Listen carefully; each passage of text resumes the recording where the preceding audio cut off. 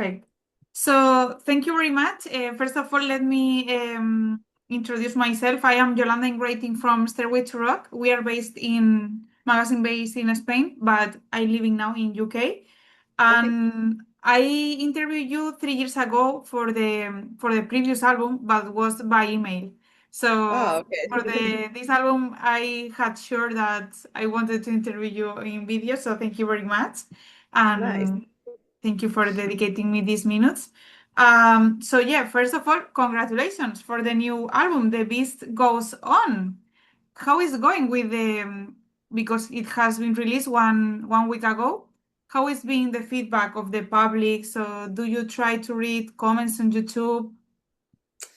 I don't read YouTube comments. The guys in the band do, but I don't read any of that stuff because I feel like, it has too much potential to rob me of perspective. So I avoid that stuff, but I do know that received lots of text messages and calls from people that I've known throughout the years, support from our family and friends, and seems like it's being very well received, and so we're stoked about it. I also noticed in this album, like, do you wanna like continue the story? What does means the beast for you as a band? So when I wrote this song, we were a little bit stranded. We were in the middle of the desert. We needed to kind of get the ball rolling again and start getting some songs that the label kind of was like, yeah, that's, now we've got a record. So that's the whole process. You hope that you can kind of nudge it along, and so I was kind of in the void, if you will, when I wrote the song. And um I think our back's really been against the wall the last few years, really our whole lives, but especially the last few years, it's required like lots of resilience and faith and trust in one another despite our immediate reality. And so the beast is really the nature of that will to kind of survive and keep going. And it represents everything else too, because the music industry is a beast, like the world's a beast, like, and that beast goes on too. And so you can look at it many different ways. And as a writer, I've always taken great joy in not explaining things too extensively, because I really enjoy that exchange with people where they interpret their own meaning and things to it. But that was the nature of our beast, was that it was this a big tipping point moment for us that really kicked off the record and that next phase of momentum. And so that's In that sense, when Take the Night Back was released, did you expect the big numbers that it got? well, yeah, I think it was our third record, so I think it did what it did. And we it's interesting because that record received negative press too, which we always thought was very Oh, funny. really? Yeah, yeah. There was like a couple publications that came after us pretty hard about that record, which we always thought was so funny because um I don't know, it's just one of those things, right? It's so subjective. But so I don't know, that record's kind of like a funny chapter in our history to us. But each of these things are glimpses of a life, and of a career. And we've been a band for 13 years, so it's like, you're gonna have a lot of twists and turns in your story. And so as far as Take Back the Night goes, I mean, that was a record that we were really proud of, and we felt we kind of took everything to the next level with and all that. So Yeah. yeah. So I asked this in the regarding how you focus the next album, assuming that you got like the famous with this album, so you wanna keep in this line, but you wanna also to innovate, you prefer don't to think in that and just compose new music?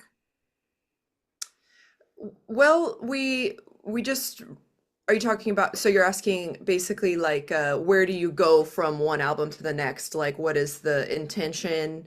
Like basically we just write and we write until we get a reaction from our label or our team, and you just Yeah, keep throwing, yeah, you just keep throwing things at the wall, you know. yeah. Also keeping the same level. The pressure that if this album has been really good, we need to be in the same. Yeah, and I think that's one of the things that's always been very inspiring creatively about the band is that everything raises the bar for us to that next place. And so with every release, we raise the bar higher for ourselves as musicians, as far as the song craft goes and all that kind of stuff. And I'm always learning, like all of us are always learning, and so just sharpening the pen, if you will. So it's just really about like taking everything on board that you need to, and just trying to stay plugged in and staying inspired, and not just writing to kind of deliver, just writing because that's what you do, that's your dharma. So I think that's a big part of it is just still keeping certain parts of writing and creativity sacred and not allowing them to be influenced by demand or delivery and all that kind of stuff. And so that's why I'm really grateful for my team and my producer and my bandmates and all that stuff, because we do tend to have managed to keep our inspiration and stuff pretty sacred. So Let's gonna talk about the songs in the album. We have me and my team two favorite songs. Mine is called Silver, and the one of my mate is June. Do you have any favorite? I love both of those songs a lot too. June is a very special song to me. I had someone close to me tell me that they felt that that song was my soul, like the essence of who I am as a person is very, very close in that song in June. And so I think that that's like, a very vulnerable place, but that's like the best songs too, because it's like you're putting your soul out there to be kind of commented on and all these kinds of things. But I mean, that's part of it. That's the gig. So, That's but yeah, I love those yeah. songs, and I love oh man, there's like Somebody Else is a ripper, Tokyo, like all those songs. So we've been having fun getting them ready for stage and playing them live and stuff too. So Yeah, so this is other questions that I have. When you compose, you try to be more in the part of being an artist, so talking about not general topics, but topics that are far from your life, or like, do you prefer to talk about real life, your life, take that moments? it's a little bit of everything. You can't help what you're inspired by. And, I could be overhearing someone's conversation in a coffee shop and getting inspiration from that. So be careful when you're around me, because I might I might draw inspiration. But yeah, I mean it's a little bit of everything. There's stuff that's like very very real and very raw, and then that it can be fun to be tongue in cheek with writing, and maybe write something that's fictional, like Tokyo is like a work of fiction. It's kind of like a dream, like a fugue state, like that whole energy. So it depends, it's a little bit of everything.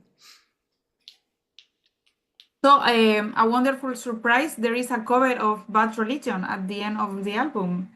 Mhm. Why Bad Religion?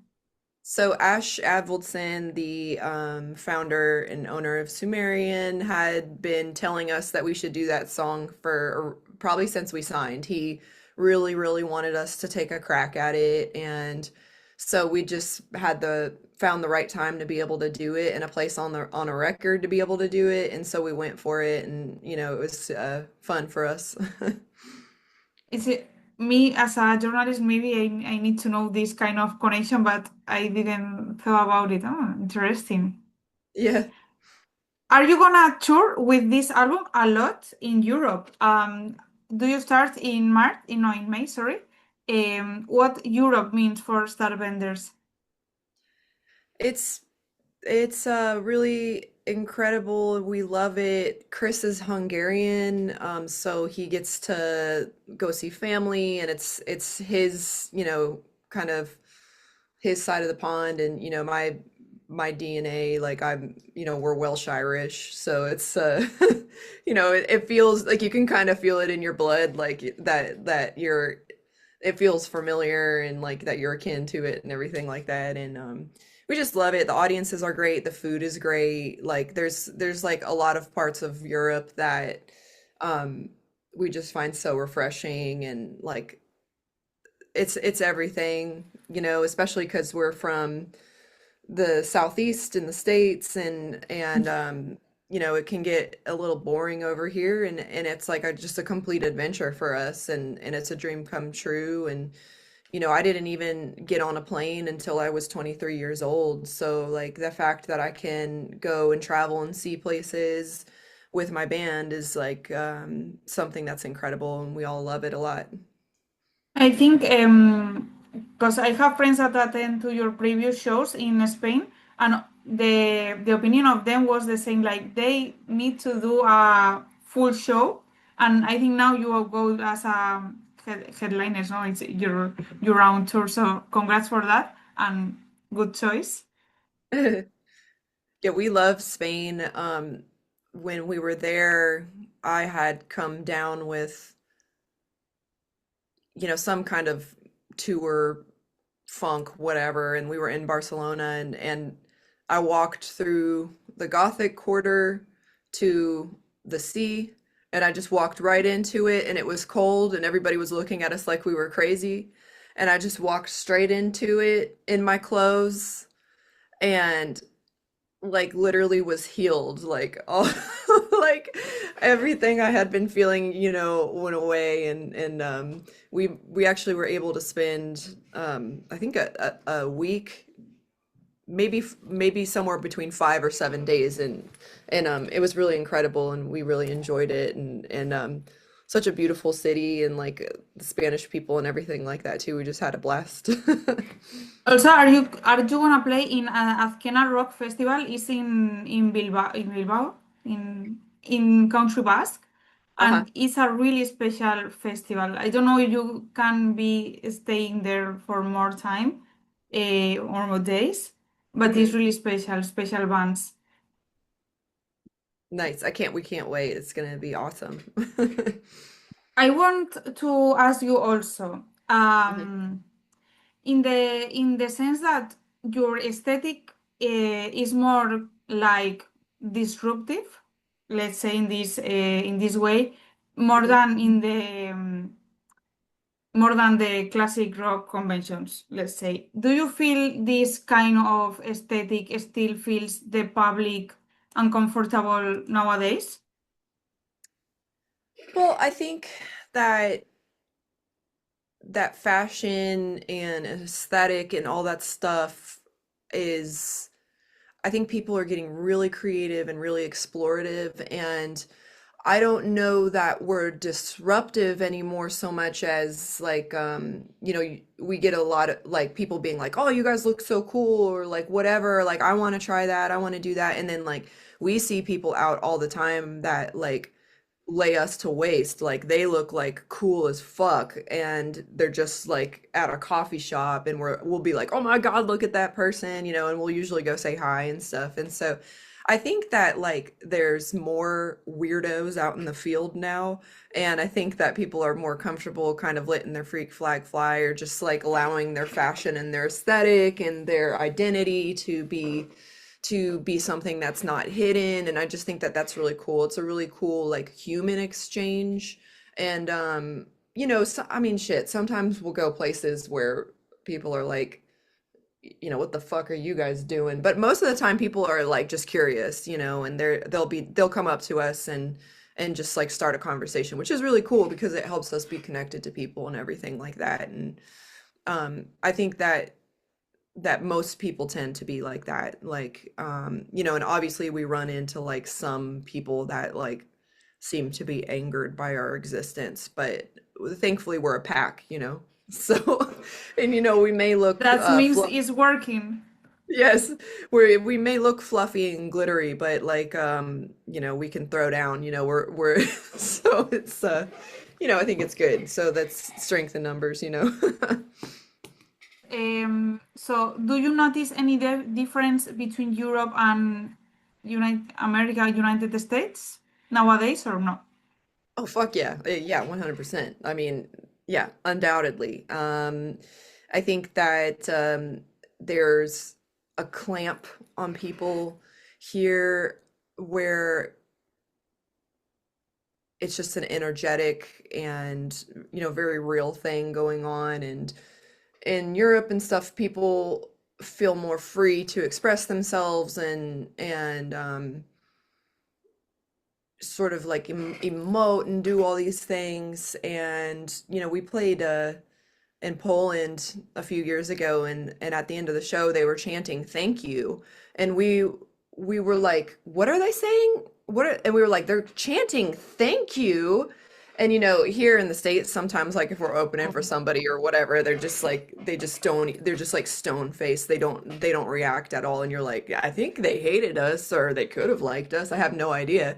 Um, but you know, over there they're like very much like music and going to shows is such a big like thing. And I think that it's refreshing for us. And, you know, we love our, you know, American fans and our American audience and all that kind of stuff. And they go hard too, but it's like a more of a more widespread in Europe. It's not as hard to get people to come out and like to have fun and all that kind of stuff. Like in the States, it can be a struggle. So, personal question. You, as a woman, as also as the founder of the band, did you encounter more difficulties or yeah, difficulties in the way to grow as a band or in this kind of market? What I've noticed a lot more than anything, and I have been very fortunate in that my team has been ruthlessly protective over certain things. So I've not had to deal with things that a lot of people have in terms of abusive power or like whatever. But the thing that I've encountered a lot of is sort of consolation prizes. Here's female fronted rock playlist, but then you're like, what about the rock playlist? What about not just the female fronted rock? Or oh, this is a female fronted tour or like a female fronted stage or whatever. And then you're like, what about the main stage? What about the main part of it, the main like the main conversation? And so I do feel like there's a little bit of this like consolation prize thing that can tend to happen. And it's like, I love the community and I love the consideration, but I think that like giving female fronted bands and female artists and access to the rest of it too, not just the you know, sort of strictly female fronted category. So I think Yeah. that that's what what I've experienced a lot of, especially with the band too. It's like, you know, female fronted, like you're like, that's not a genre, guys, you know, or like sometimes I'll have people come up and they can't wrap their, they'll be like, you remind me of Joan Jett, Susie and the Banshees, you know, all these things. They're like, they're like listing only female artists and you know, which is really great. I love them too, but it's like I think that that identification of like taking away the just gender part of it is something that, you know, Yeah. has been, you know, No, it's a good point of view. I never think on this. Yeah. yeah. And so we Hmm, we sorry. we appreciate all of the community and consideration that we've been given. But yeah, it's like that greater access. A different question. We also collaborate with a magazine in Spain called Popular One. They also are really fan of you, and we are doing like an special of horror films in the whole history. So if you can mention me three horror films that have you seen in your life that you remember really shocked or disgusting, this kind of, or scary. Horror films. Yeah. So this, I wish I had my band members with me because they love that shit. I'm a complete puss level 5,000. Like I don't tend to watch scary movies, but I will tell you the ones that traumatized me as a child, which is why I don't watch scary movies, which is probably number one, arachnophobia. I don't know if you've ever seen that movie, but my sister and I, hold on one sec, let me close this. My sister and I were home alone and we weren't supposed to watch anything but Georgia Public Broadcasting, which is like, this like Yeah. tiny local station. Yeah. And so we were flicking through the channels and broke the rules and we put on that movie was on some channel and we watched it and it ruined both of us. Like I still have like the most insane like fear of spiders and bugs in general and all that kind of stuff. And so yeah, anyways, that one traumatized the fuck out of us. Um yeah, I think like The Grudge is one of the most classic horror movies too that I remember a lot of that was such a big topic of conversation for so long and it ended up being like a really interesting story. So I think that one was cool. Um and then let's see. I think we'll go with Birds, man. Hitchcock. Yeah. We'll go with Birds. That's a Yeah. I good mean, one. yeah, and like I think that those or like Vertigo, like all those old movies, like I think that that those are like more my speed. Of course, Hitchcock has been mentioned, but I think you are the first one that said the birds. Really Nice. nice. Yeah, I remember when I first saw that movie and I was like, what? Like it was just it's cool though, and it's still so artistic and everything. It's like before like the gore level was so high, which I think is what generally turns me off from you know horror movies. But anyways, yeah. Okay, the next one. If you remember the first album that you bought with your own money.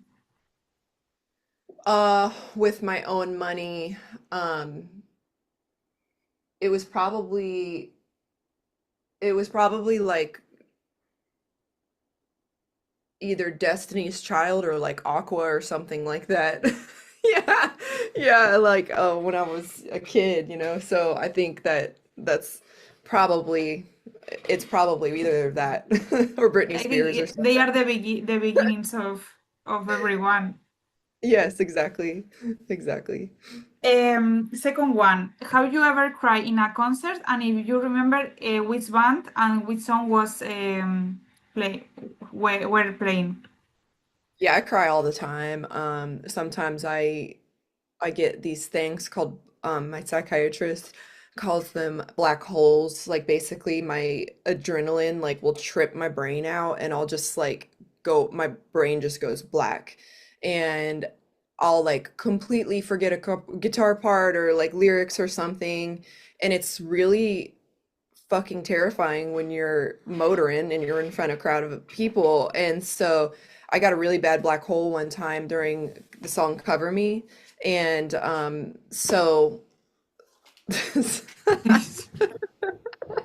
so and then I like looked to my band member and I was just like it's completely gone. Like all the lyrics were gone and I was like I don't know what it is. And then he he forgot the words too and so Aaron and him and I had this like very vulnerable like moment like during the song Cover Me and then the audience started singing louder because I think they figured out kind of what was going on that I was like in this like complete overwhelmed place and so the song's called Cover Me and so the audience in that moment covered us and like they kind of that's when the song kind of does the work for you and everything like that. And I think that that's a really great experience as a writer, is to like realize that like these songs, we do so much work, and we play and we perform and we practice hours and hours and hours and all these things, but at a certain point the song takes on its own life force too, and you can let her take care of you too, the song. And so I think that that was like a really cool moment.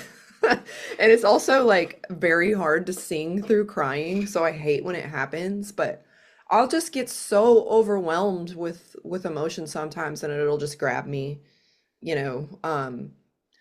But yeah, if you ever see me fucking forgetting lyrics or whatever, if you see us come play, just sing louder for me.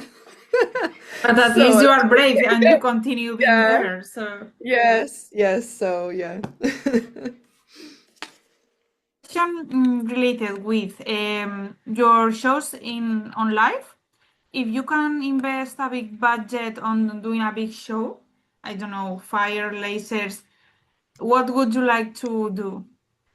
Well, I don't know about fire lasers, but we'd love a keyboard player, honey. That would be great. Like a keyboard player, a stage manager would be awesome. I think that like fog and like the kind of dry ice thing is something we've always thought is really cool. And like I love all the stuff they're doing with like LED screens. And like Chris and I got to see Oasis in LA when they were on their reunion tour, and all of the LEDs and the way they did it, like there wasn't necessarily much to it, but it was so fucking cool. And like all of the videos and like animations they had programmed were just like really, really cool.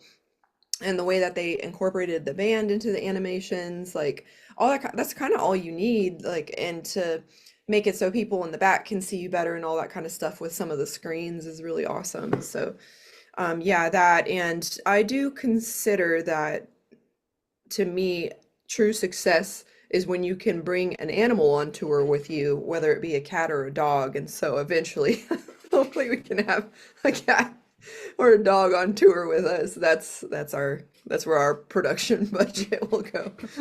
Okay. Yeah. You are gonna play in. I think I finished with all the questions. We in 8 or 9 cities in UK, and London is the one that is closest to me. But you are also playing Brighton, so probably I'm gonna try to go there because I think it's gonna be less crowded than in London.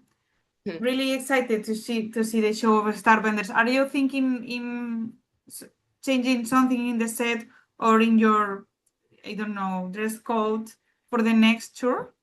Or is surprise? There'll be there'll be lots of new songs. So a lot of the new record, which we just did 2 release shows for it. So a lot of those songs, that was their first time being played Okay.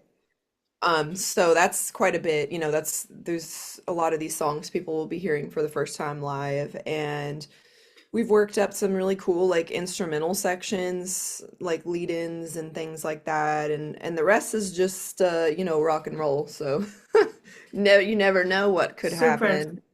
Yeah. Yeah, super. So, Kimi, thank you very much. I really enjoyed the interview. Just if you can record now saying, "Hi all, I'm Kimi from Kimi Shelter from Starbenders. Please check out my interview for A Stairway to Rock." Okay. All right. Hi, I'm Kimmy Shelter from Oh shit. Okay. Hi, I'm Kimmy Shelter from Starbenders. Please check out my interview on Stairway to Rock. Okay, so see you soon. Good luck with the record and big Thank you so festivals much. here. All Okay, right. bye. Bye.